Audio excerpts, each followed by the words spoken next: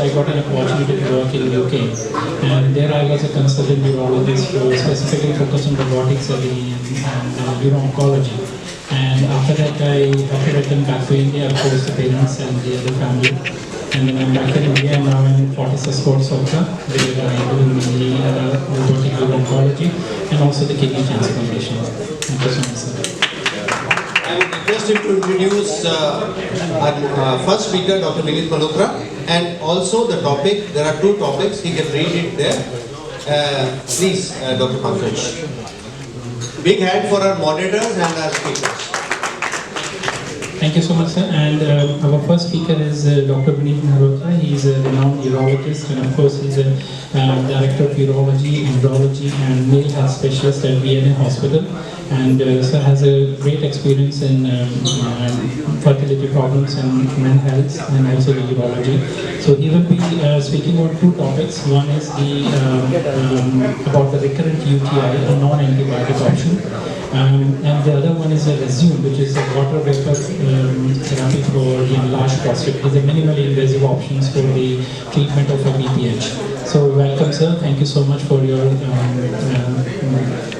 being here. Thank you, sir.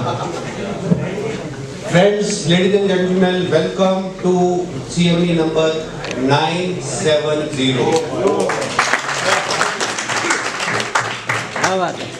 You are all witness to the fact that they have been uninterrupted and continuous.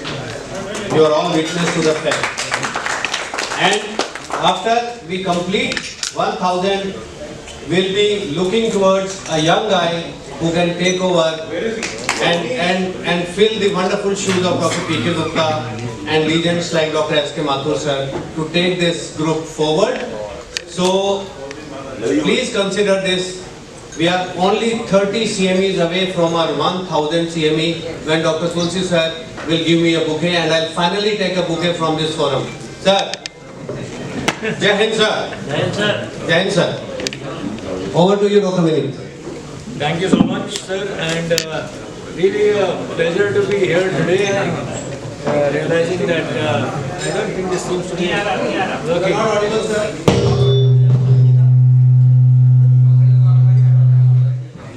Yeah, I think thank you so much for having us here, sir. It's always a pleasure to be a part of the Physician Forum of India CME. And thank you for the kind introduction, Dr. Pankaj. Great to know your CV and your experience. Quickly coming to this, because this is going to be, I've taken one liberty from Dr. Jahan today of introducing two topics, because these are both new and I think very relevant to the understanding. And with the way that I've been with all of us, it's almost that if there's something new, I have to tell you about it and we must share it. So today we're going to talk about how, and this is an extremely important topic, because recurrent UTIs are probably the second most reason why patients come to my outpatient. The first, I mean, everyone is aware that I deal with a lot of sexual difficulties in men and couples and infertility. But the second most common thing that I get people coming into my outpatient is for recurrent UTIs. And I'm sure it must be a significant proportion of, and that Pankaj, or even all of you, because that's the problem that we see far more commonly in women, but also in men. And the fact that you're going to use antibiotic, and the concern in your mind, I mean in the patient's mind also, but in your mind. And then patients nowadays, they'll come into you and say, sir, I read and I did some research and I came back, and Tulsi sir is smiling at me, but look at these patients that have now read ChatGPT and have read Gemini and have come to you and they say, this has been reported, I mean, what is your idea about this? You need to be one step ahead of it. So, when will you call a UTI a recurrence? If you have more than 3 episodes of UTI in the past year, or more than 2 episodes of UTI in the past 6 months, that's recurrent UTI. And they're a major health concern. Most commonly, what you get is a colonization with E. coli. And again, if you look at the epidemiology, it's 1 in 4 women experiencing recurring UTIs. 50% will develop at least one symptomatic UTI in their lifetime, and half of these will experience a recurrence within 6 months post-treatment. So you can understand the magnitude of the problem. And what are the predisposing factors? So if you look at this very, very simple problem, but they're not looked at: inadequate fluid intake, poor personal hygiene. Spermicides, okay, but we'll kind of say it's not so common. Yeah, lubricants, yeah, they're used infrequently over here. Incomplete treatment. This is probably even more common. The incomplete treatment of initial UTIs. Some functional bladder disorders that will lead to it. Antibiotic resistance, fairly common, particularly with the kind of rampant use and abuse of antibiotics that we see around. Diabetes, extremely common cause of recurrent UTIs. Probably should figure somewhere higher in that list. And elderly men with MD issues. If you have significant residual urine, you know that residual urine is going to be a storehouse for UTIs, particularly if you're diabetic, then even more.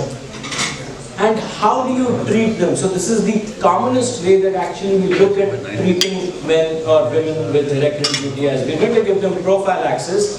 This prophylaxis is going to be a low-dose antibiotic prophylaxis, and we use, most commonly, if you see in our practice, we tend to use nitrofurantoin. We used to use a lot of trimethoprim and sulfamethoxazole previously.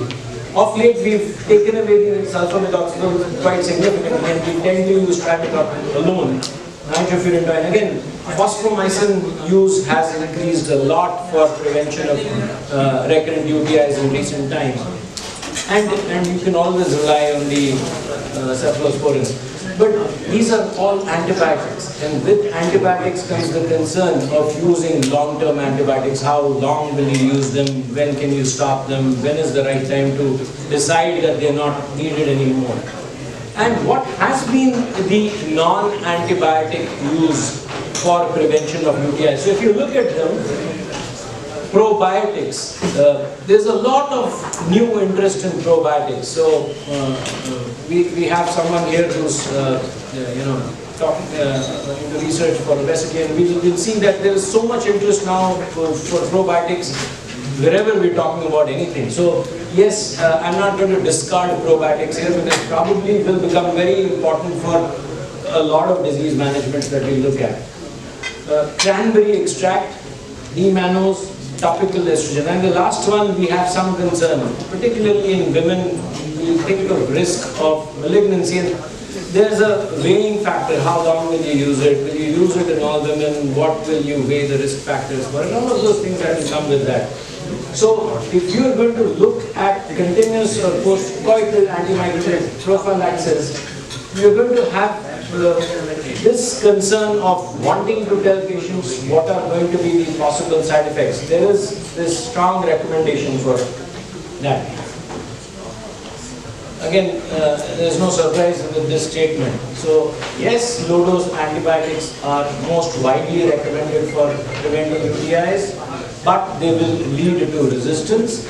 And India has one of the highest rate of resistance to antimicrobial agents. And you can look at it across centers and across kind of antibiotics, an extremely high rate of prevalence.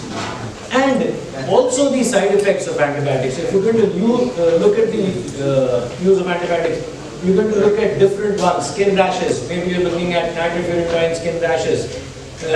Certain types of hypersensitivity reactions, if you're looking at the combination of trimethoprim and sulfamethoxazole. Diarrhea, if you're looking at phosphomycin, significant incidence of diarrhea. So each of these will come with their own drawbacks, and you'll have to balance that. There'll always be a balance of what you're going to use. And then, how much evidence do you have? So if you look at the non-antibiotic options, cranberry products, D-mannose, probiotics, what are the actual effects in terms of protection that you do? The evidence is not so strong. So when you're using them, okay, you tell there's no harm in using it, you may use it.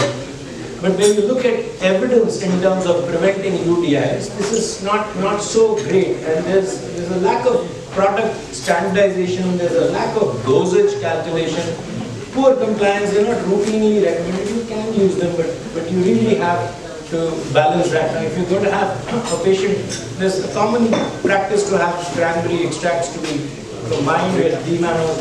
You can't use them in diabetics. Again, very limited and low quality evidence. And probiotics, currently insufficient evidence, so there's a lot of research going on there. So I'll keep this space open for possible new developments as they come into us. So currently, if you look at this entire picture, you have low-dose antibiotics as one spectrum, non-antibiotic usage with low evidence on the other side, and you really need another agent that can help you. What is this agent? And we're going to introduce this agent today. This is called methenamine epurate. And I have, so it's been around for a very long time worldwide. It's gotten approved for use in India recently, which means in the last 6 months. We've started using it a lot, and I have a significant, I'll present some early data that we have. We have a significant number of patients that we're using it on, and we're finding significant benefits. So a lot of our antibiotic prophylaxis is now shifting to non-antibiotic prophylaxis. This is a urinary antiseptic. Can you see when it was approved? 1967. This has been used for decades. Not in our country, but has been used worldwide. So safety, efficacy, and all of that has been studied. And now there is a renewed interest in it, and particularly was used very widely in Scandinavian countries for prevention of UTIs. How does it work? This methenamine epurate in acidic urine will hydrolyze and will give rise to uric acid, which makes the urine further acidic, which is a bacteriostatic function, and it will release formaldehyde, which is a bactericidal action. And this is how it is going to be a bactericidal and a bacteriostatic agent and help in preventing UTIs. So when will it be used? We're going to discuss its use in patients, and some studies where it's been studied against placebo, antibiotics, trimethoprim. Particularly useful when you're using in indwelling catheter patients. I like this use so much because you're going to actually have to use some kind of prophylaxis in these patients. Elderly patients for prevention in UTI in adults over 60 years of age with varying degrees of kidney function. So it's got a very wide spectrum of patients that you can use it in. So to examine the effect, the studies, there's a host of studies. I'm just going to quickly run through this because I don't want to mention data, but when they used this versus placebo, switching participants from one arm to the other in 6 months, they found that compared to placebo, methenamine epurate demonstrated 73% reduction in UTIs. Very significant. Now, one very surprising aspect of this study is that, E. coli it thrives in acidic urine. And that's one of the features that we look at changing when we are looking at Enterobacteriaceae group of bacteria.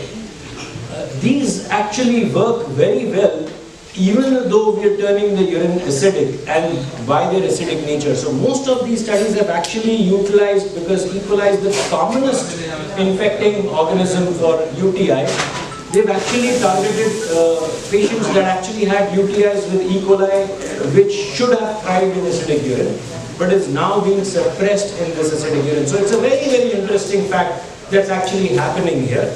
And we're trying to see this because our natural pattern or tendency used to be to alkalinize the urine. That would be the standard when you're going to do management of UTIs. And this is changing here. So there's a paradigm shift in change in thought that has to happen here. We're actually going to acidify the urine. So in a lot of patients, we actually look at the pH and then start vitamin C in high doses. We're actually looking at acidifying the urine. Again, if extra fluid intake did not significantly impact infection rates or the effectiveness of methenamine, that's another thing which is known to neutralize the urine if you're going to increase fluid intake. This again did not alter the effect. Again, the effect, they compared the effectiveness with low-dose antibiotics, and the groups were not blinded, switched between treatments, and that was allowed. Also, participants were followed every 3 months for 18 months, the number of symptomatic UTIs treated with antibiotics. So these were the outcomes that were seen. A difference of 1 UTI episode per person per year defined as acceptable margin to show non-inferiority. So what they were showing was that methenamine will be not inferior to use of low-dose antibiotics, because here we don't want to compare them head-to-head in terms of efficacy, but rather the fact that they are equal in terms of their efficacy, not inferior to each other.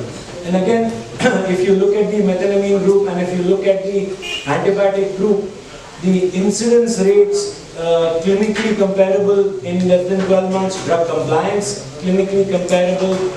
And if you look at the incidence rates here, the absolute difference non-inferior, because the margin is less than 1. So the treatment with methenamine displayed a non-inferiority when compared with low-dose antibiotics, and it was compliant for most patients. The compliance was good. So again, the results were extremely good. After stopping prophylaxis, UTI rates rose to 1.72 in the methenamine and 1.19 in the antibiotic. Again, which suggested that some amount of protection existed even after discontinuing the methenamine. So effective again when compared to low-dose antibiotics. Efficacious, so this was the result that has been proved to be efficacious, non-inferior. Then they also compared it to trimethoprim. When they did that, no difference between the two drugs in terms of UTI prevention.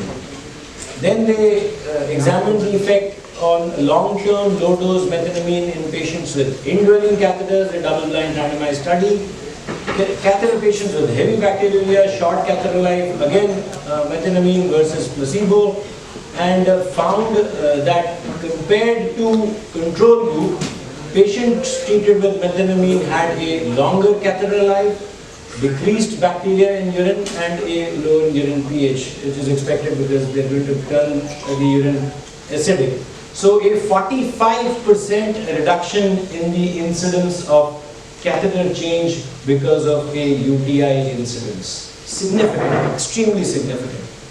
So significantly prolonged catheter life by reducing both blockages and accidental removal by patients, because there was less irritation, less UTI. And then they compared it in patients with a variety of one age, which means men that were older than 60 years of age with varying degrees of kidney function. And they showed that in these patients, basically 90% of men received methenamine. The dosage is 1 gram twice daily, so that's the dose in which it has been received. When the creatinine clearance is lower than 54 ml per minute, then the dosage is reduced and you can make it once a day. And it showed that prophylaxis significantly prolonged UTI recurrence times in older adults and can be used irrespective of kidney function, though the dosage needs to be altered slightly. And if you look at it, the patients, 150 patients in which it was used, average time to UTI prior to this was 3.3 months, and after methenamine had been used, it was 11.2 months. So you can see the kind of reduction in the prolongation to the time to UTI that happened with use of methenamine. So it's been linked to a longer time before UTI recurrence, effect consistent regardless of renal function, and no acquired resistance. So if you look at this agent, its advantages over low-dose antibiotics, its advantages over other non-antibiotic usage is significant and warrants consideration. I think I'm going to skip this now and I'm just going to come to indications. So the indications are prevention and treatment of UTIs, prevention of UTI in catheterized patients, long-term management of recurrent cystitis, treatment of asymptomatic bacteriuria. It contains methenamine hippurate 1 gram and the dose is 1 gram twice daily if the renal function is normal. It's an oral tablet. This is the recommendation. You can use it in the same dose in elderly patients. Not recommended in children less than 6 years of age. Between 6 to 12 years, the dosage is 500 milligrams twice daily. And in catheterized patients, you may increase the dose to 1 gram thrice a day. So that's it's contraindicated in patients with severe hepatic insufficiency. It's contraindicated where you have severe renal insufficiency, but you can modify the dose if it is moderate renal insufficiency. We don't have enough information for use in pregnancy, so should not be used in pregnant women. It's not known to expect breastfeeding women, but there should be some caution when you are using it.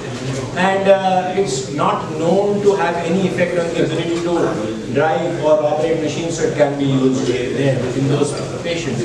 So these are the patients. Hormonal allergy, it's going to produce formaldehyde, so you should not use it in such patients. Hepatic insufficiency, severe dehydration, metacidosis, kidney parenchymal infection, if there is urinary acid gout or severe renal impairment, you should not use it. Drug interactions should not be used with sulfonamides and should not be used with alkaline agents, because again, as we understand, this hydrolysis will only happen in acidic urine, and if you're going to use it with agents such as potassium citrate, the efficacy will reduce. Very few adverse effects we've rarely seen now in these last 40 patients that we've used. Some occasional gastric irritation, diarrhea, or some amount of bladder irritation may be seen in some patients. Is it mandatory to supplement this? You should look at the urinary pH and decide. We've seen that in a lot of patients that we are using, they've already received a lot of alkalizing agents. And we tend to use vitamin C for some time, but again, I would recommend to do a urine review, look at the urine pH, and then decide whether you're going to do it. You should not use it with sulfonamides and alkalizing agents, and should not be co-prescribed with antibiotics. It's not recommended. There is no evidence that it will improve anything. So, I'm not going to go to this because I want to also talk about. So, it works through the mechanism of reducing antibiotic resistance.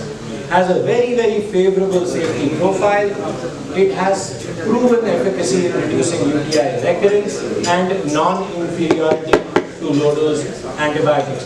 So that's we're actually doing a study tonight. I've got Dr. Anil here, who's from Kathmandu, who's doing his fellowship with us at DNA, and he is extremely research-oriented, and hence we've started doing a lot of studies now. So we're doing this multi-center prospective open-label study. We've decided to have a minimum of 300 participants, and the inclusion criteria will be adults of both genders, more than 18 years, history of recurrent UTIs, and the dosage will be 1 gram twice daily, both genders.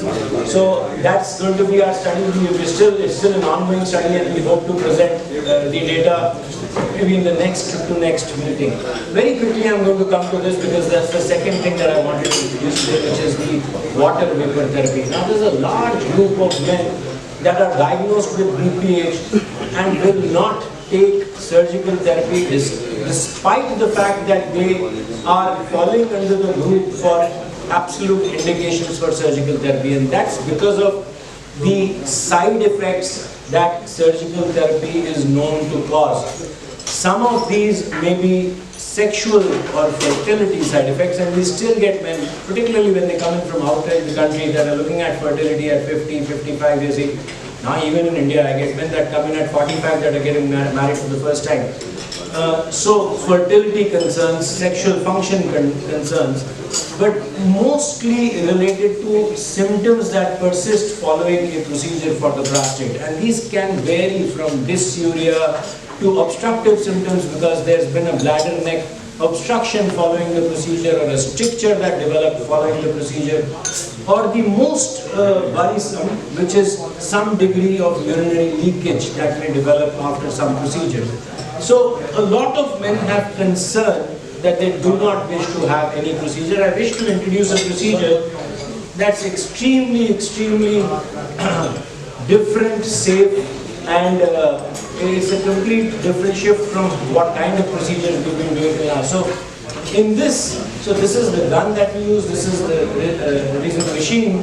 Steam which is contained within the transition zone delivered by a 1 centimeter needle, and this allows you to customize the approach by giving 9-second treatment. We actually treat prostate in zones, and we give these 9-second treatments a week. So you actually have a total treatment time of 3 minutes, 4 minutes, 5 minutes in which you've treated the prostate. And that's like magic. It's not happened before. So what's the theory behind it? When water turns to steam, 540 cals per ml are stored in wet thermal energy, and a 100 to 110 degrees centigrade water vapor is delivered into a 37 centigrade prostate tissue, which is at normal room temperature. The resultant temperature is actually approximately 70. It's not a boiling water, it's not at 100 degrees that it actually gets into. The balance or the equilibrium that is reached is at 70 degrees over the course of each such 9-second treatment. And this results in instantaneous cell death. So that's how this process of this 70 degree equilibrium temperature is going to result in instantaneous death. And there are two mechanisms to this. So you're going to have a mechanism of convection and you're going to have a mechanism of conduction. The convection will denature the tissue and it will get reabsorbed slowly by the body, which is why you require to have a catheter in situ for almost 10 days post-procedure, till the prostatic tissue has dissolved. The conduction is more unpredictable. It's actually the heat that's felt immediately.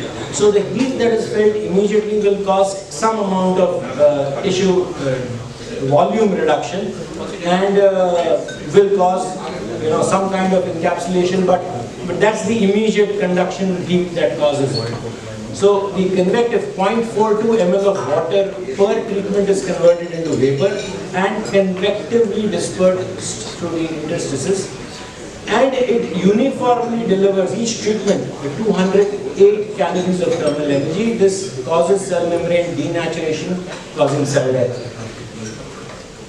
So that's how the convection will take place, and that's how the conduction will take place. This is non-uniform. It will result in so this is basically closer to the edge of where you fire the steam from. So if you look at these two images, this is 1 week post-procedure. The prostate is still dissolving, but if you look at it here, you can see how the REZUM has dissolved the prostate almost completely. And that's the change. And that's some counseling that is required. So a word of caution here.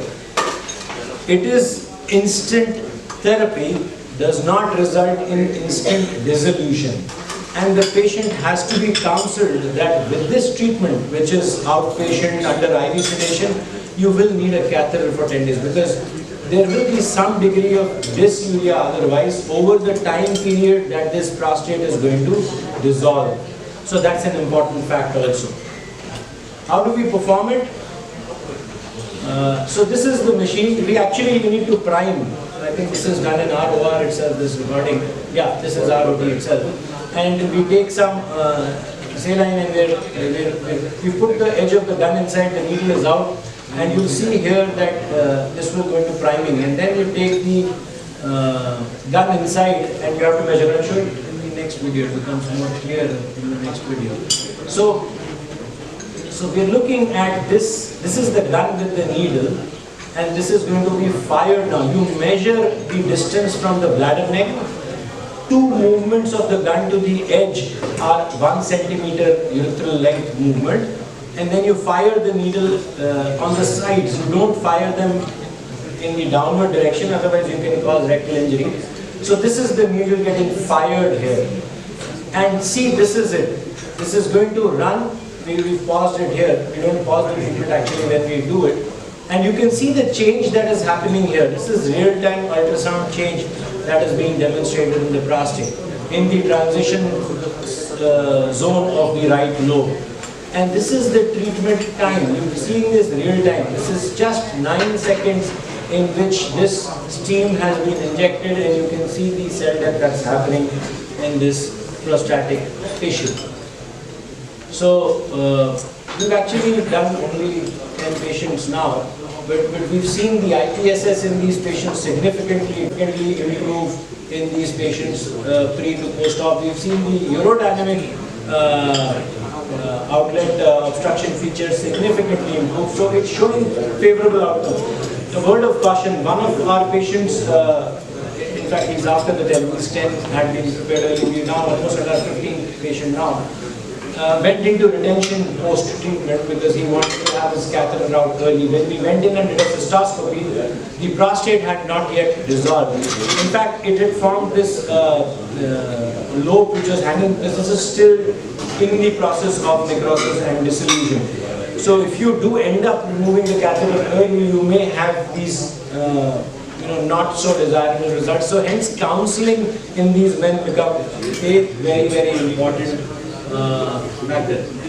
So this is now in fact done 30 patients, so that's a significant number of patients, and 2/3 of these have had a very significant improvement. Now look at this, overactivity has resolved, and overactivity in a lot of these men is secondary to bladder outlet obstruction, and that's also resolved in a significant number of men. The IIEF, now again, one factor that I did not discuss.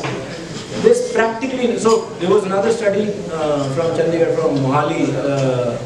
There's a urologist who's doing a lot of REZUM cases, and he's presented in his data that he's had retrograde ejaculation in about 10 to 15% of his cases. We've not seen retrograde ejaculation in a single man out of our treated patients. It's possibly because of the fact that we are limiting our dosages close to the apex or to the bladder neck, and we've seen that it's not, and we've not taken those men that may have had any ejaculatory disturbance before, but we've not seen retrograde ejaculation in any of these men that we've had treated. Sexual function has been preserved. So some of the features that you get with other forms of treatment are pretty preserved here. So you may treat the middle lobe. Now once you get more and more experience, you can start to treat the middle lobe, but this becomes a little bit more technical. I think we'll not talk about that. The contraindications to doing a REZUM procedure are active urinary tract infection. You need to treat it before you do it, but you cannot do it in a patient that has a penile prosthesis or a urinary sphincter implant. So those are patients that cannot receive a REZUM therapy. But this is a extremely safe, low risk treatment, can be done in high risk patients, requires practically very low or no anesthesia, extreme short duration, and very good recovery. Thank you so much for your kind attention. Wow.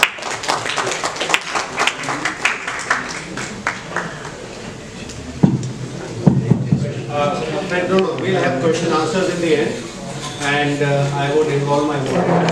But before we do that, there are two things that I want to announce. Firstly is about your taste buds. We have a full-fledged South Indian live station which is going to serve you absolutely delicious dishes that you want, whether it is dosa or it is vada, whatever you want. Okay, so do not leave without having your dinner. That's one thing. That was more important. The less important thing is that we have two important people here.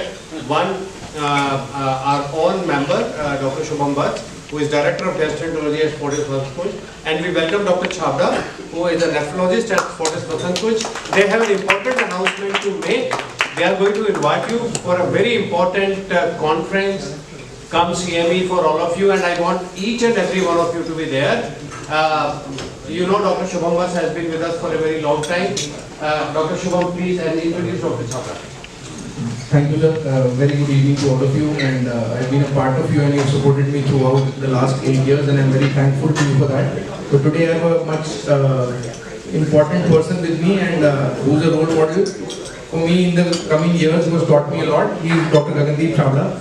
He's Director and Unit Head of Nephrology at Fortis Vasankuj as well as Fortis Gurgaon. He's worked at home visits at my, in my personal difficulties. I'm extremely grateful to you, Vineet, for that. I give it to Naman to introduce Dr. Abhishek. Give a big hand to Naman and Dr. Abhishek. So let me introduce Dr. Abhishek Mishra. He is a very beloved senior. I see him all the time in all the conferences. Lot of things to learn from him. He is the director of joint replacement, sports arthroscopy and spine surgery at VNA Hospital. And today he is presenting a talk on conservative and surgical management of most common orthopedic problems. Thank you, sir. Thank you.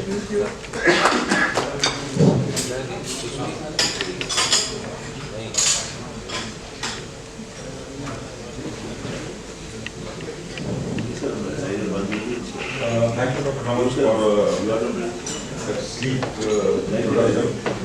And just two things before I start. One was the amazing feat which VFI has achieved, 970th conclave today, and 30 more to go. I was just calculating the next 30 would be around 15th of August, and that would be like a millennium meet. So honestly, I would like a cheers to that already. Around 15 of part of that. That was about I was supposed to propose. So we should get a preference in around that arranging that millennium meet. And second thing was Dr. Shavra from Fortis.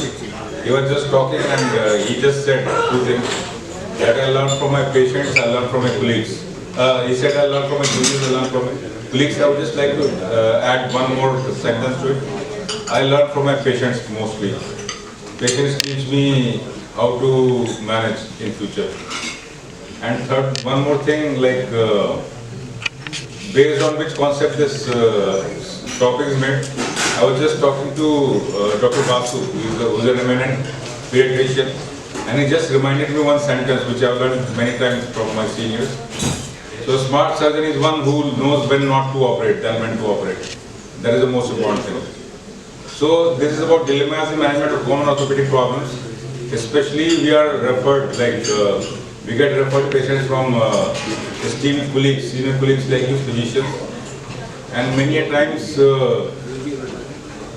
we have our, we are in a dilemma. We don't know, our teaching, our experience says that we should advise surgery. Whereas patient has come with a mind that if the physician has sent the patient, then probably non-operative treatment will suffice. So this kind of thing always plays in our mind, and so this is just a continuation of one earlier presentation which I made a couple of months ago, and I have just expanded this presentation to include more common orthopedic problems in it. So basically, I'll keep it very short because we are short of time. It's basically the common conditions, but comprehensive overview of treatment strategies and what are the factors which influence treatment decisions, like the patient age, overall health status, functional requirements. So this is a very important part. So basically, treatment in orthopedics has to be customized. It cannot be one size fits all. Like for the same fracture, you can have a plaster treatment or conservative treatment for some patients, whereas it is mandatory to operate in certain other people. So we have to keep that in mind. Younger people always an inclination towards surgical treatment. Very old people always inclination towards conservative treatment. So basically, this is the most important thing. Patient age, overall health status, functional requirements, injury, condition of severity, condition of the fracture or degenerative status, and potential complications. This is the most important thing. What we have to keep in mind and what we keep in mind while advising or while deciding the treatment for that particular patient.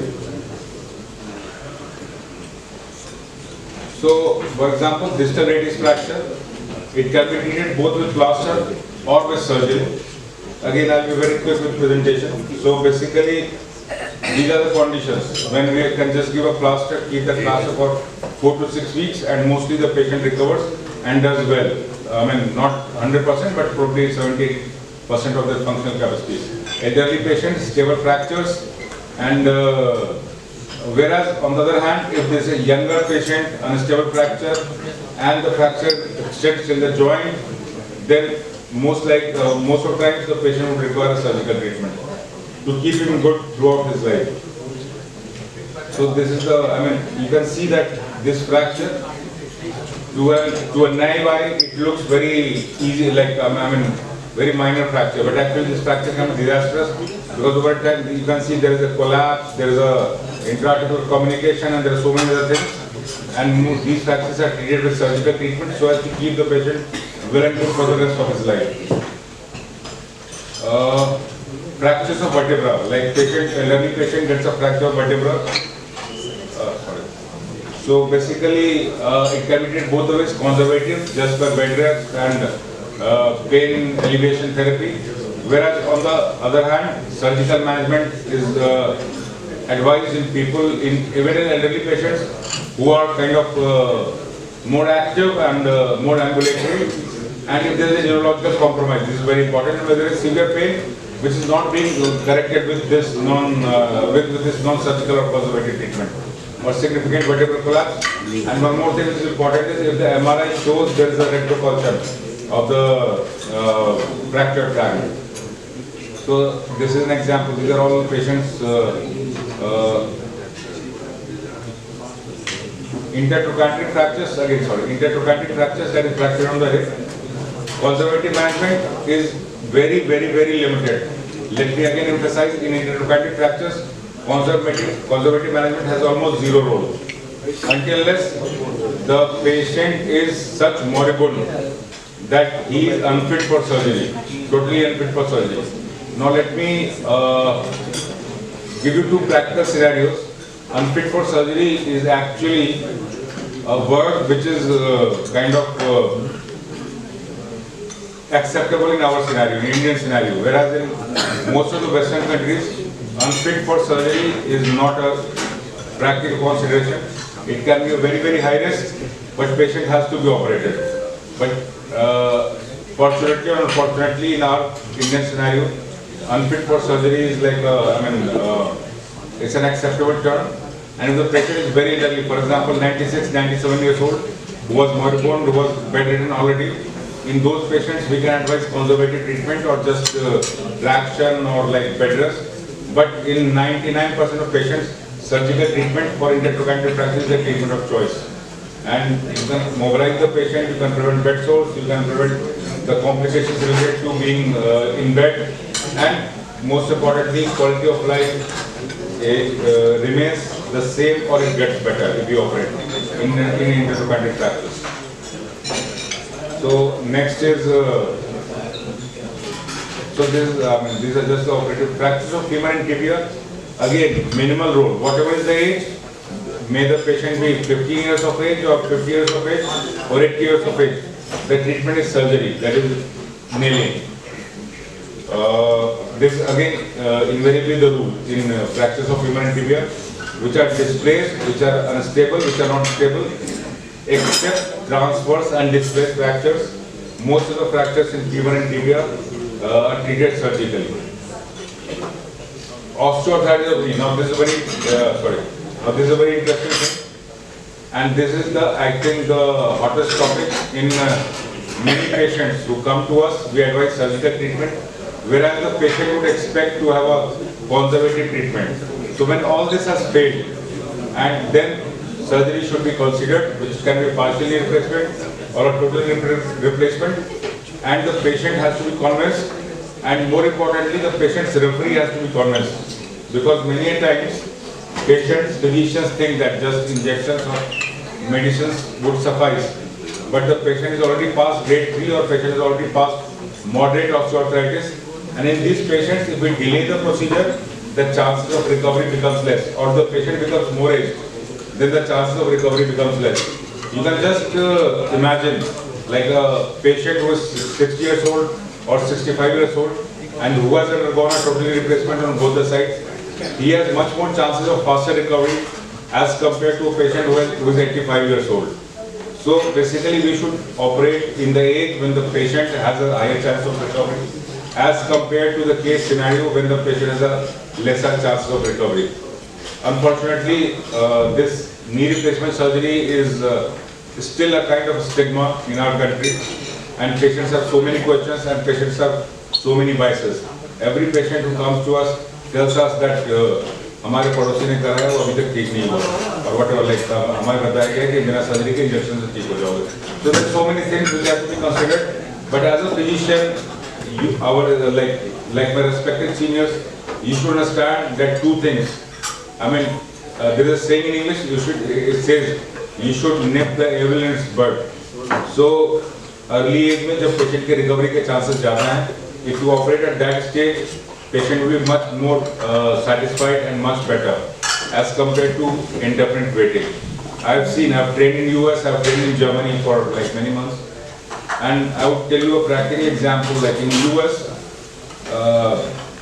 I worked as an observer and later as a fellow in a hospital in Washington. Is a very famous hospital called Washington Adventist Hospital, and I used to see like patients day in and day out who came for knee replacements there.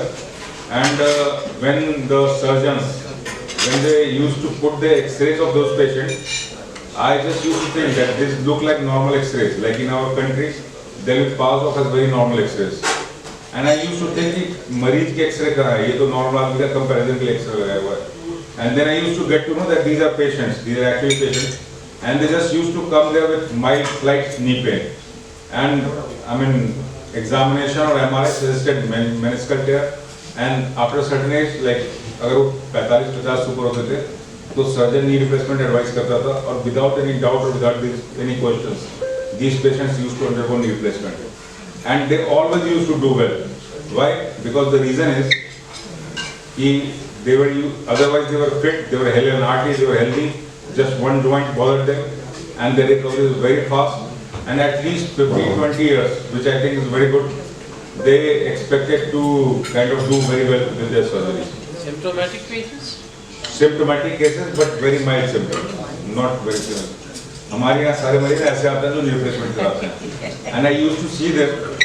अगर US के surgeon, I'm talking about surgeons from US, if they used to see one case with severe deformity, I mean, they used to get nervous.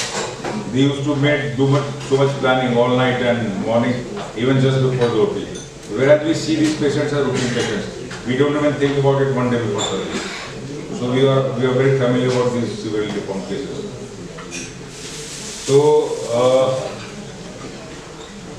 let's move to the next condition, like this one. So this is one case I would like to elaborate. Let me very quick and let me talk about the other conditions. So osteoarthritis is again the same thing. I mean, there should be a threshold, but the threshold should not be extended to the extent that the patient's spine and knee starts bothering them. So these are rotator cuff tears. Again, an inclination towards surgical treatment if the patient is younger and the functional demand is more. Fractured neck of femur. This is one condition which is very important. Fractured neck of femur. Actually, there is no role for conservative treatment, whatever the age of the patient. This is called a fracture of non-union or unsolved fracture. It should always be treated surgically. Whether it might just be a fixation or total hip replacement, depends upon the age. In a patient who is more than 60-70 years of age, total hip replacement. In a younger patient, fixation. Meniscal injuries, again, less mobile, less active patients, elderly patients, conservative treatment. Younger patients, meniscal repair. That is the bottom line or the gold standard treatment. Actually, there is no holy grail, there is no, final word. But we have to customize our treatment to need of each and every patient. The spondylolisthesis, that is slipping of the vertebra over another vertebra. So basically, this is one condition where I would say that conservative therapy still has a big role. More than grade 2 should consider surgery if symptomatic. More than grade 2, symptomatic should consider surgery.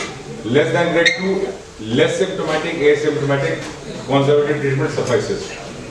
Proximal humerus fractures, again, same, younger patient, very unstable fractures, surgery. Very old patients, like 1 or 2 part fracture, even a conservative treatment usually suffices. If the patient has some time to remain kind of less functional with one upper limb. Ankle fractures, higher grade. Now again, like this is what has been picked from the general understanding.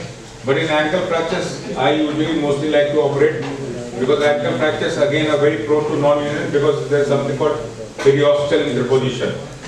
So ankle fracture should mostly be operated unless it's a single malleolus fracture or a totally undisplaced fracture. So we can take a chance in that case. ACL tears, again younger patients, more functional demand should be operated. Our inclination should be towards surgery. One very important point which I would like to emphasize here is sometimes the MRI states it's a partial tear, and the patient comes to us with mindset that it's a partial tear, it will heal. But beware, most of the partial tears they convert to a complete tear or a full tear over a period of time. So again, ACL tears, the inclination should be towards surgery until the patient is very old or elderly who already has developed osteoarthritis. In those patients, we can wait till the time patient has severe symptoms, if at all, and then we can consider total knee replacement in case of instead of ACL reconstruction. So this is the conclusion. As I promised, I kept it very short, but I'll briefly discuss the case. So key takeaways: no universal approach. As I told you, one size does not fit all. We have to customize our treatment according to the age of the patient and severity of the condition and functional requirement. Individualized treatment planning, balance between surgical intervention, conservative management, continuous patient evaluation follow-up is important, and we learn from our mistakes. We learn from patients. That's the most important. Future directions. So basically, emerging technologies, minimally invasive techniques, personalized medical approach.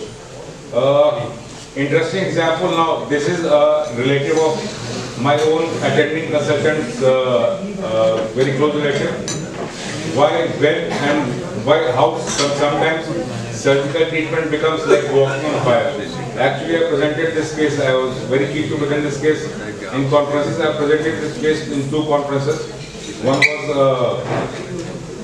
like a national conference, and one was a very local conference. It was for viewers, and it was appreciated in both the places. This patient probably had rheumatoid arthritis, osteoporosis in X-ray, DEXA scan was not done. There was no distal neurovascular deficit. So this is how the knee looked like, and it is one of the very severe deformities which I have operated upon. I have operated upon more severe deformities, but it is like one of the worst knees I have operated. And this was the patient. I am not sure whether the video works or not. So actually the video doesn't work. Anyways, so this right knee, immediately you can see something here. So this is not a part of normal knee replacement. And the right knee got dislocated immediately post-operatively. And out of thousands of knees which I have done more than 4,000 knee replacements. And this is the first knee which I saw dislocated. This was just last year. So the knee got dislocated in the immediate post-op period. And I had to change it with a thicker poly. And I had to change the, so this is the left knee, this is the other side. Other side was okay. In the first side, you can see this is the right knee. You can see there is a wire here. I will tell you the importance of this wire later, but many complications. The knee got dislocated. This is the right knee. This is the right knee, which was ultimately stabilized with a thicker polyethylene. We put a thicker polyethylene in the operation theatre. And this patient did very well. And she was walking.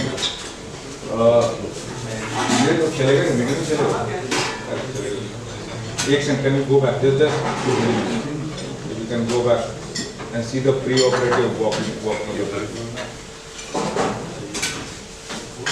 Oh, thanks. Dr. Anil, thank you. So she was completely like kind of bedridden for 2-3 years. She had zero mobility, absolutely, even to washroom like she had to. So basically the right knee which is dislocated, left knee which was okay, not bad. Right knee was fixed after putting a thicker poly, but there was, you can see there is a wire here because she was so osteoporotic while operating, while putting a, this is extender, like this is like a stem, which normally we don't put in primary knee replacements because it was so osteoporotic and we had to make so much cut. We had to take so much cut, it was so deformed. We had to put these stems in the primary surgery itself. And while operating, the patient developed a minor fracture, like a chip fracture. And I fixed it with a wire, SS wire, thinking that it will heal gradually with a period of time. And the patient was walking very nicely, like after much better than what she was before. This was just 2-3 days after surgery. And the relatives were happy, the attendants were happy, and this my attending, she was a relative. So now very strange thing happened. Just a few days after surgery, you can see this SS wire, and there was a minor chip fracture and the fracture extended. And the fracture extended, which you can appreciate only laterally. In AP we cannot appreciate it. And one more thing happened, you can see this is the left knee, and she developed a kind of fracture of patella. So this is, I just presented this case just to kind of make you aware that delaying surgeries too much can actually harm the patient to a great extent. She was bedridden for 2 years already. The bones had become severely osteoporotic.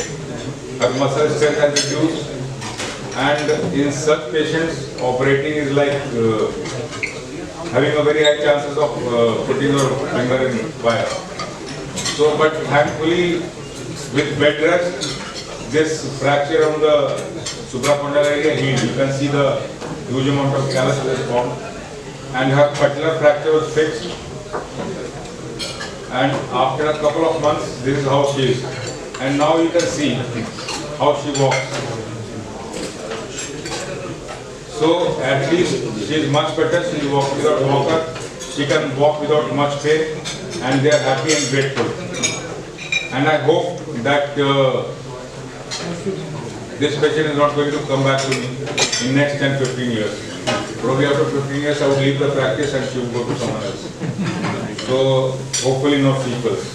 Thank you so much.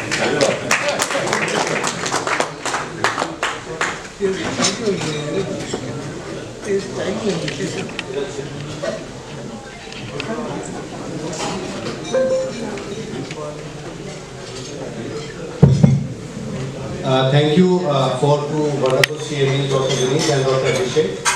I would give it to Dr. Pankaj Panwar to set the context for the first CME. Usually we have seen Sushrut Bhai. Where are you? Very good. आपका UTI treat करने का कुछ concept बाकी है मौलाना साहब से अभी? Urinary tract infection अगर किसी को हो तो कुछ कॉन्सेप्ट बाकी है जो हमें पढ़ाया गया था। तारीफ करूं क्या उसकी जिसने तुझे बनाया, ये चांद सा जुल्फों का रंग सुनहरा, ये झील सी गहरी आंखें, कोई राज है उसमें गहरा। What is your concept of treating urinary tract infection? Acid से ठीक करो। बोल यार। एसिड है, change of pH of the urine, Alkasol से, इतना ही जानता हूँ। Change of pH. That's all. All right. I think our concept has changed today from treating UTIs purely by antibiotics to adopting a non-antibiotic approach. So that has been the message for me, and Dr. Pankaj Panwar will set the context for the question answer session. Sir, your take on the great talk and the way forward, please. Thank you so much, sir, and thank you, Dr. Vineet, for raising a very, very important topic, and I think pertaining to everybody here, to all the specialties believe me. So UTI is one area where I don't think so even one day will suffice the discussion about it. There's so much things has happened, and I think it's very important we have taken antibiotic stewardship now on our hand, because there's so much of bacterial resistant now. We have seen pan-resistant Klebsiella, pan-resistant E. coli in the hospital and in the community, and I think the non-antibiotic options have really changed the game. And I've seen it in my practice as well. I've been using this product called methanamine hepurate. In UK it has been used very widely, and we are glad that it is back in India now, and we have this new options open up for treating these recurrent UTIs. I think one thing I would like to ask is anybody in this forum whoever treats the UTI, I think everybody has a tendency to start the antibiotic immediately. So my take would be that before you start the antibiotic, it's very important to evaluate the symptoms and consider whether the patient has got the UTI or not, because there are many people who comes with a UTI-like symptom, but actually they don't have the full UTI. So it's important to look at the patient's symptoms and also get investigations into routine and culture to prove that there is there is an infection. So Dr. Vineet, I know you must have had experience in this way. So how do you sort of, one very important group of patients, everybody sees there's a woman who comes to your clinic and she says that I've been having recurrent UTIs. Now that's her word. They come and say that I've had this recurrent UTI for the past 3 months. And when you go into the detail and you ask her what are the symptoms, so she may say that I have got a problem, I have got a suprapubic pain, but there is her cultures in urine, everything is clear, and she has been given antibiotic by everybody as she has seen before. Now she comes to you and says, Doctor, what are you going to do about it? So, I'm glad you raised this because a lot of times they don't even have cultures. UTI is irrelevant. UTI is a word used for any symptomatic effect of the urinary tract. It can range from frequency, burning, pain, all of these symptoms come into the group of UTIs. In fact, if you look at seminal infections, it even worse. That's a worse category of patients. But urinary tract infections also, no infections, but lower urinary tract symptoms labeled as UTI. Very, very common. So obviously a very valid point made here that first document the UTI.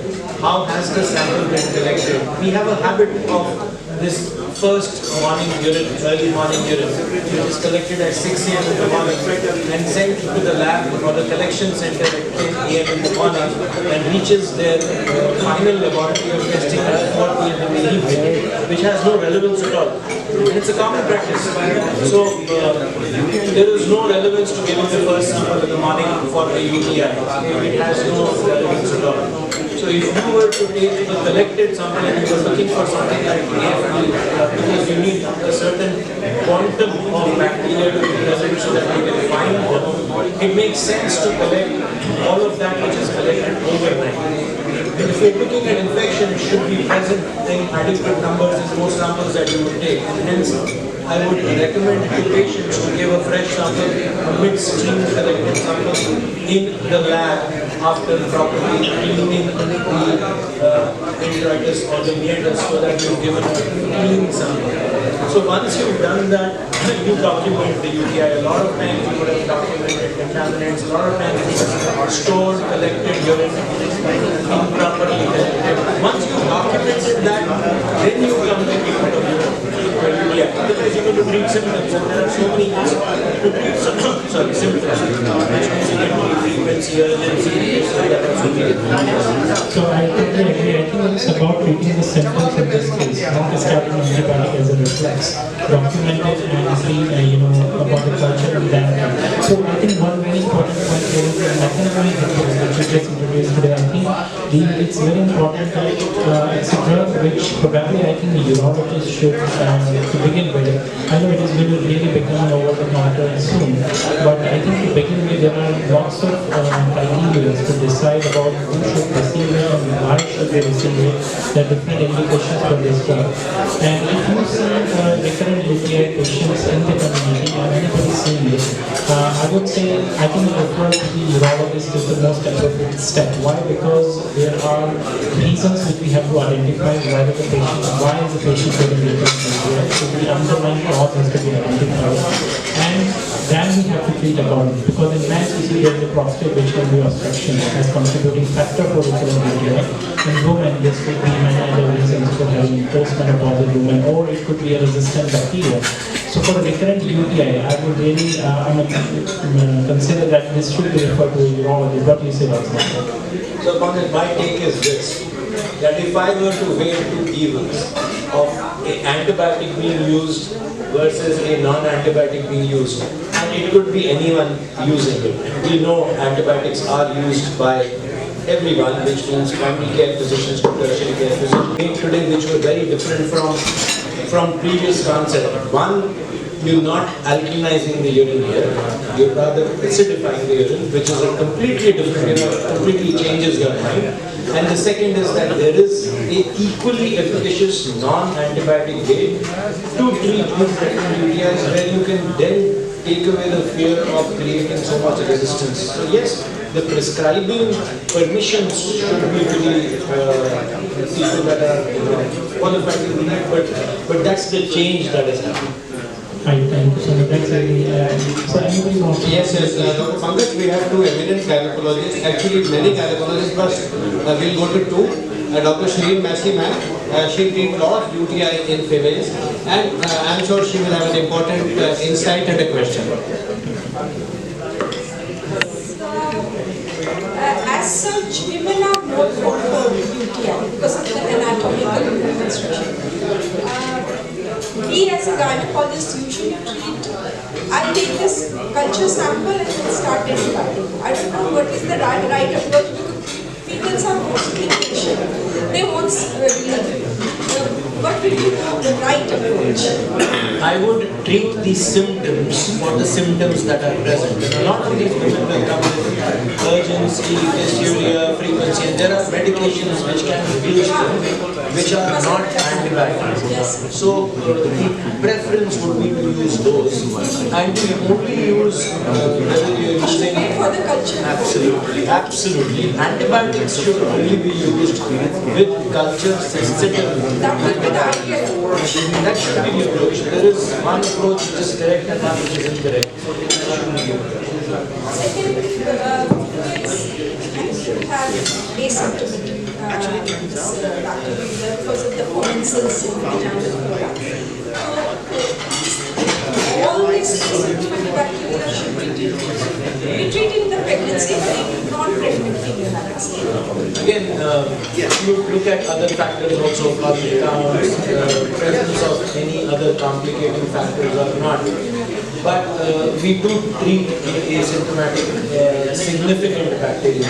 It's not that you will not, because you don't want to convert something which is presently asymptomatic, symptomatic bacteria and then complicated. So you would be treating that if it is a sufficient quantity of infection that you see with significant bacteria.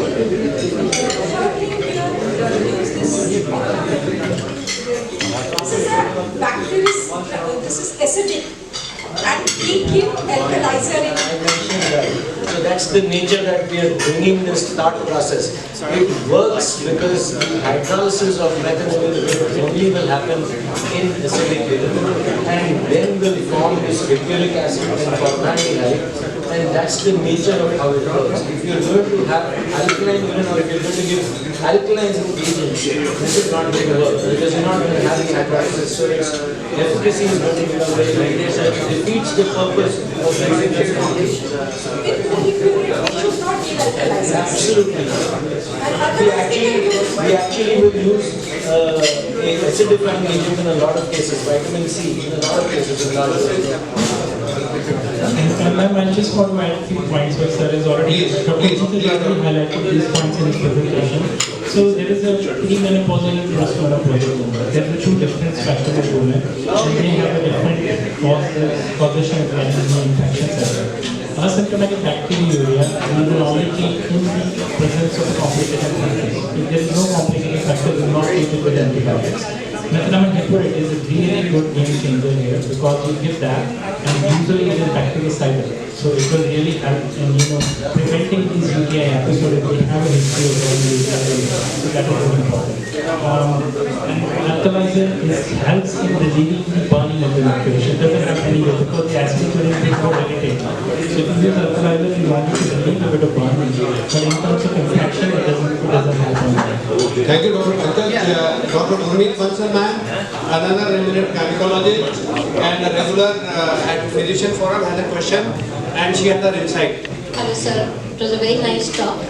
We wanted to know many patients of the reproductive age group have constantly chronic UTI and the pus cell without cultures are sterile, and the pus cells 25 to 30. Patient keeps on complaining of burning in these cases.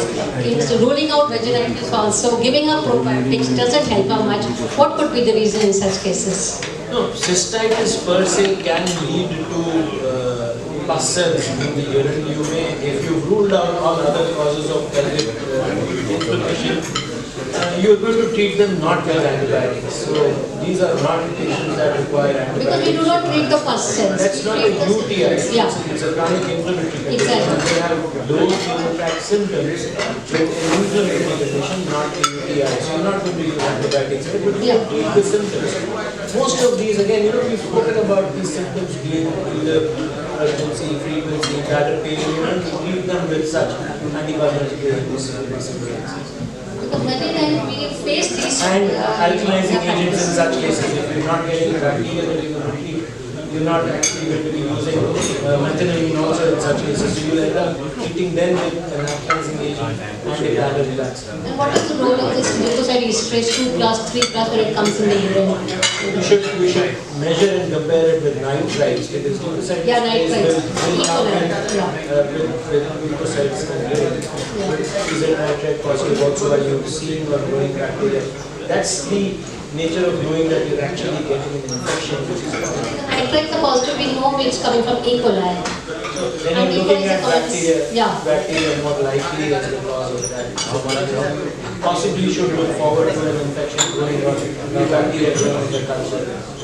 And then just to add in, this is a classical case for different because see, persistent pus cells in the urine without any cause bacteria, we have to investigate because there are multiple causes in the and also malignancies, cancers, kidney conditions, they all can come through due to steroid ayurveda. So these patients need exhaustive evaluation, especially might need a flexible system for the so there is a lot of investigation has to be done to rule out condition, and once we have identified there is no reason for that, then we have to treat them. I think we have to identify cause and why they have a persistent. And in pregnancy, when there is a first attack of UTI, they will go in for cultures. What we do always send In cultures. pregnancy, we say because patient is symptomatic. Yeah, you have to treat absolutely. We start treating the patient. But one culture has to be sent just to document because if the bacteria is resistant when it will get given, then it will change. Urine routine culture is one of the primary investigation in the antenatal period. Because if the patient comes with some symptoms, we do not repeat the culture, we just give her an antibiotic cover. But you will In uncomplicated UTIs, you will get a culture done. I mean, you will start treatment, but you will. We start the antibiotic for the culture. Which is fine because you want to step in quickly, but you will see the culture. You will modify depending on what the culture sensitivity is. Thank you so much. The antibiotic is so high, you have to send culture every time because that bacteria is resistant to the antibiotic if it goes into other infection. Thank you so much. Thank you, Dr. Gurmeet ma'am. आपने दिल की रख लिया और इज्जत की रख ली, दोनों रख लिया. Dr. S.K. Mathur sir, our patron and our guru in Moderator, we are blessed with his blessings in Moderator and with two great people, Dr. P.K. Gupta and Dr. Mathur sir. He will have a question. Good evening. Thank you very much for a very nice talk, sir. Very enlightening talk on UTI, which is a very common condition. Every physician gets offer on the patient who has the symptoms of urinary infection. Now to diagnose and treat, the antibiotic is very frequently used without any rhyme or reason. What you have highlighted very well, sir. Now, coming to the point of the symptomatic treatment, we increase the hydration, we increase the dose of equalizer, which may not happen. Urine shows some pus cells here and there. That doesn't mean, as rightly said by you all, that you don't use antibiotic. Now, some nitrofuran type, how often can we use, how long can we use if it is diagnosed and culture is negative? No, why would you use nitrofurantoin as the primary treating agent? Now, as a prophylactic agent, it is a antiseptic, not an antibacterial. The point is not that, sir. You said the culture was negative. If the culture was negative, why would you be using antibiotic in the first place? Just for the symptomatic. So that's the point that we wanted to bring out today. That we are not going to use antibiotics indiscriminate, which means they are only warranted with a positive culture. And if you are treating symptoms, there are a lot of medications to treat symptoms. Including probiotics. Yeah, probiotics, alkalizers, which means we are using relaxants, we're using so many agents which are not antibiotics, and they should be used when you have not got an infection. We only bring in the antibiotics. In fact, today we are even questioning the role of low-dose antibiotics for prophylaxis. We've gone to the extent of questioning that. So why would we don't recommend at all if the culture is good. Message carrying home is not to use antibiotics is culture positive. Sir, Or refer to urologist. Sir, one thing I want to highlight here, not like that. That means you see the urine routine report is such an important report, and you must read it very thoroughly. If you have a patient with symptoms and lot of pulses in the urine, but culture can still be negative, suppose you have to treat it with antibiotic, then you have to treat that patient with antibiotic considering there is an infection. There is a glucoside aspirate. If it is positive, that will be positive with the person. Nitrite, if it is positive, it is likely to be bacteria. So they points to the patient may have an infection, but they may not be adequate enough to draw in culture. So I think symptoms treatment with empirical antibiotic initially, once you send the culture, is also recommended in this situation. But if you have a urine routine report which is absolutely clear, culture absolutely no go, there is no point in treating the culture. So culture report sometimes is very beneficial. How you collect treatment, when you share the culture, it is examined. Many times this is a very, it doesn't come out rightly. So sometimes the urine report shows high level of pus cell, or maybe up to 50, and down. I think there is logic to give antibiotic for a short while. Repeat culture, one culture report. Sorry sir, you are saying about treating the patients with the urine retention pus. No, repeat symptoms and the culture report is the negative. So I just want to clarify. You have to that way because the culture report comes negative. So the message, I'll tell you, the message that should go out is that the culture is negative. Please do not use an antibiotic because we've seen too much resistance cause too much harm. The culture report, culture as is done in our laboratory. Should be taught how to collect. That's a lot of difference in real life and what we talk on the academic. There is a lot of problem with the patient. I totally agree with you, which is why when a patient comes to me, I always ask how did you give your sample of culture? Right. And thank you for educating us. We are really enlightened and we'll work on it. And These patients need referred you refer to certain urologists. It's the best message we got today. If in doubt, send to urologist. We'll do that, sir. Thank you very much. I'm coming. Dr. Vineet Malhotra, ma'am, has a question.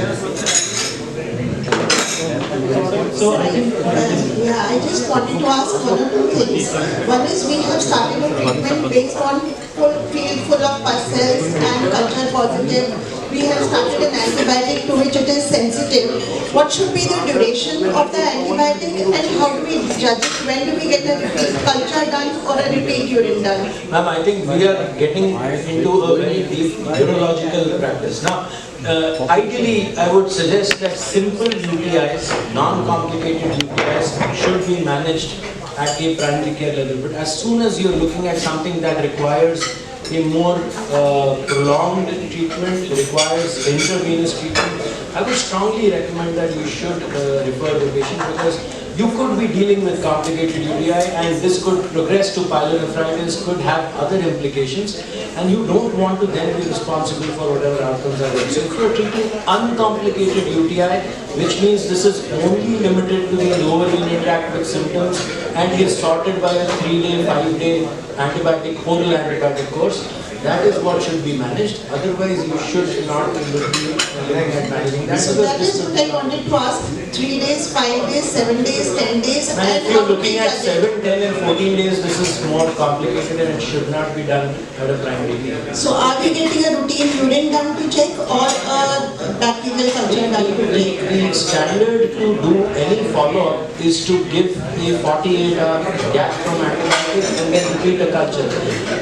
You will see the urine routine because that's a very, very important aspect of following up a patient, but your decision to give antibiotic is based on the culture being positive. And sir, one thing, prostate artery embolization versus REZUM. Because both don't require a lot of anesthesia, both are non-invasive. So, I mean, and both options, if available, then how do we decide which one? So if you look at evidence, now you should always go at what evidence shows.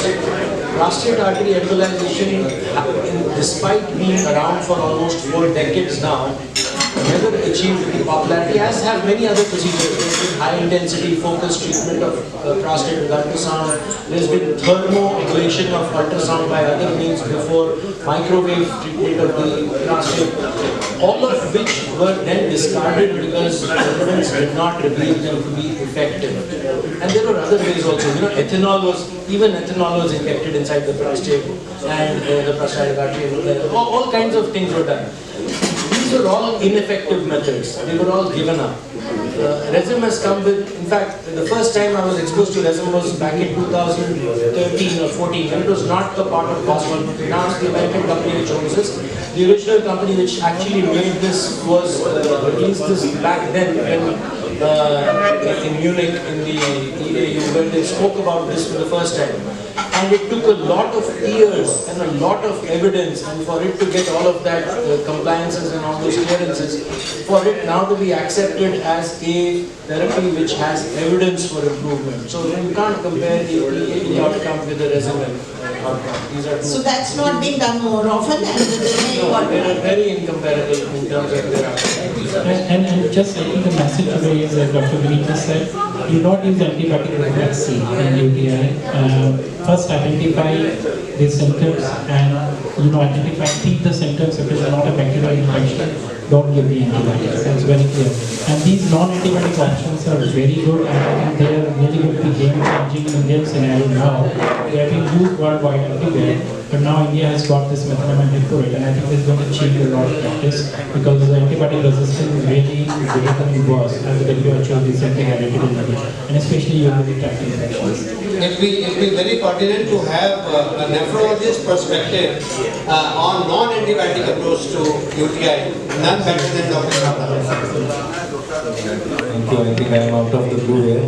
But my simple request is that if you are treating a UTI before coming to a non-antibiotic prophylaxis, see, UTI can be a full book or as small as a page to treat. So you have to look first what is the age that the UTI is presenting. You know, if it's a child presenting with UTI, a male child, that's a definite something, a red sign. You have to see what is causing that UTI. So most important is the age. A young female presenting with a UTI, having a recent marriage, sexual contact, all this stuff. A old lady presenting with a UTI, estrogen levels going down. You have to understand what is the cause and what is the reason, what is the age of the UTI. Then you have to look into the comorbid conditions which the lady has or the person has. If she is a diabetic and she has other comorbidities, then don't take that UTI lightly. If she is pregnant, don't take that UTI lightly. If she is a male elderly having prostatic symptoms, don't take that UTI lightly. So you have to first understand the age, then understand the comorbidity. And then you have to see what is complicating that UTI. Is it a simple lower tract infection, or it is getting a little underlying complication which is sitting inside? Is there any renal calcular disease which is sitting inside causing recurrent UTI? Or there is some anatomical defect in the kidney and the lower part which is causing the recurrent UTI? Is it not able to properly empty the bladder which is causing the recurrent UTIs? Is there a prolapse sitting inside the lady which is causing the recurrent UTIs, having a retention in the uterus? So there are so many things. Every UTI will have a reason behind it. There is no UTI without any reason. So you have to first identify the reason, then identify the site where it is present, whether it is gone in the lower tract or it is likely to go up to the upper tract. If it is likely to go up to the upper tract, please do not miss it. It will cause more complications. We have seen patients coming with abscesses because the UTI have been missed for months and weeks. It persists inside, they have not been treated properly, leading to an abscess which is most difficult to treat later, especially the microabscess diaphragm. So that's the most important part of it. Then you have to look at the patient profile of the patient. Is this a post-transplant patient? Other comorbidities, is immunosuppression patient, something like underlying malignancy sitting inside. So those UTIs are not to be treated, not to be taken lightly. Else a simple UTI, which most of them get into practice, a simple antibiotic course, 5 to 7 days or 3 to 7 days is good enough, followed by urine routine examination. Recurrent UTIs, please definitely look into the cause. Please definitely look into the cause. And we all know simple things. hydrate properly. We know that menus, we discussed it like this medicine menu, you have discussed it right now. You know, estrogen creams in the elderly ladies. These are all the things which you can look into treating the UTI without the antibiotics.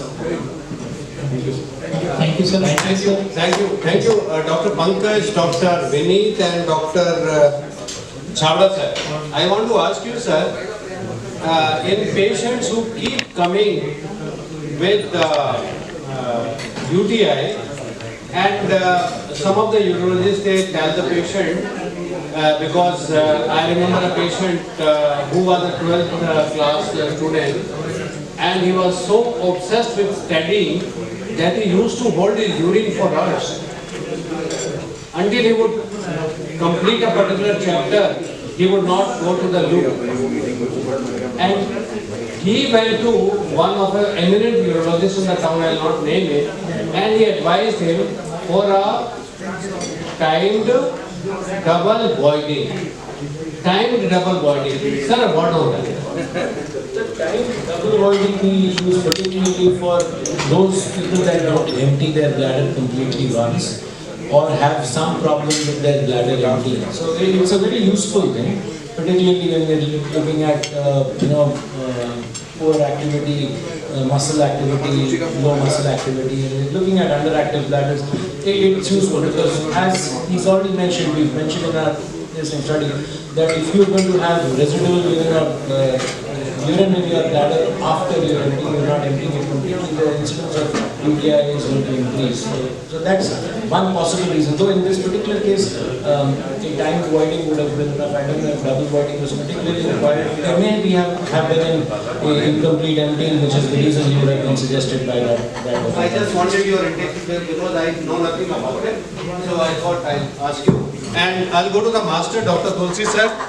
He has prepared some silver and gold medal questions for you, sir. Just one about the REZUM. Dr. Pankaj, all-time high silver today. In 1 month, Dr. C.K. Gupta was telling me buy silver. It has doubled in 1 month. And he asked me to buy gold today. Unfortunately, no money. I'll borrow from you. And Dr. Tulsi sir, my master. No master, just a student. So that's an excellent talk, Dr. Vineet. So talk us about old wine in a new bottle. The methylamine you talked about. So can this be given? So 200% tariff लग गया French wine पे. Can this be given in acute active infections? Excellent question as always. So if you notice, methylamine has a bactericidal property also, though the role that has been described is not as an antibiotic for